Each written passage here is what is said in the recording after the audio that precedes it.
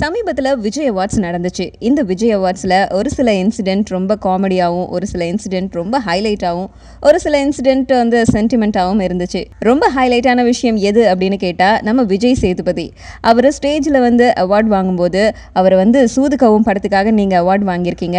So சூதுகவும் ஸ்டைலில் இங்கே இருக்கிற நடிகைகளில் யாரை நீங்கள் கடத்தணும்னு ஆசைப்படுறீங்க அப்படின்னு கேட்டதுக்கு கொஞ்சம் கூட யோசிக்காமல் நம்ம விஜய் சேதுபதி நயன்தாரா அப்படின்னு சொல்லிட்டாரு. ஏன் நயன்தாராவை மட்டும் பாயிண்ட் அவுட் பண்ணி சொன்னீங்க அப்படின்னு கேட்கும்போது அவருக்கு ரொம்ப பிடிச்ச நடிகை நயன்தாரா அப்படின்னு சொல்லியிருந்தாரு.